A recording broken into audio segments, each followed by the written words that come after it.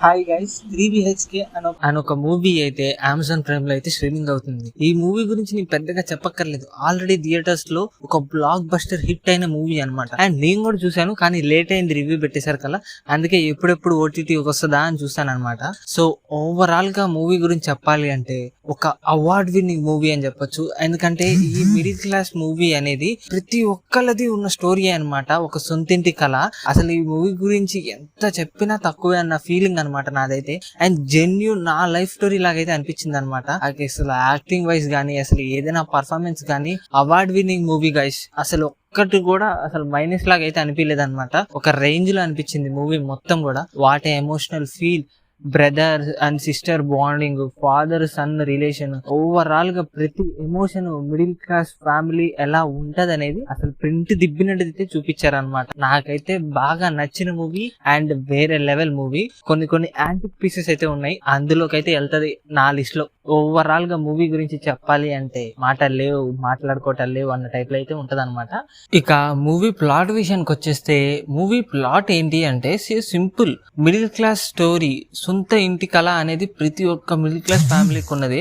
So వాళ్ళ dream నెరవేరిందా లేరా అనేదే ఆ స్టోరీ అనమాట. ఇక మూవీ విషయానికి వచ్చేస్తే చెప్పక్కర్లేదు, అసలు ప్యూర్లీ ఎమోషనల్ తో కూడిన ఒక నేచురల్ ఫీల్ గుడ్ మూవీ అని చెప్పొచ్చు అనమాట.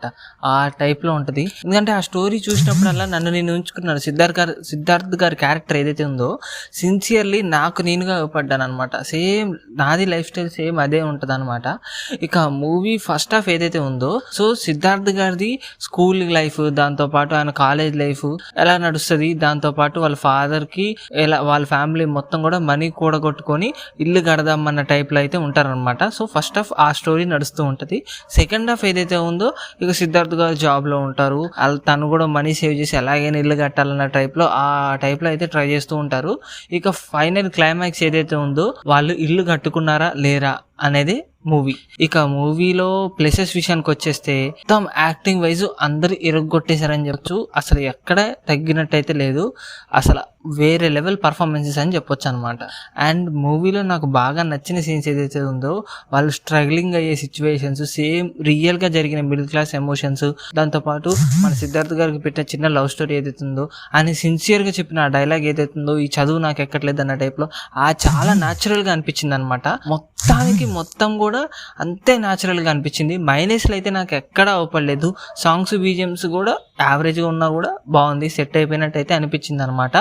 మెయిన్ ఇంకా బాగా నచ్చింది ఏంటి అంటే సిద్ధార్థ్ గారి క్యారెక్టర్ నాకు బాగా నచ్చేసింది. ఇక మూవీకి నేను ఇచ్చే రేటింగ్ ఏదైతే ఉందో 5కి 4.5 అయితే ఇస్తున్నాను గైస్.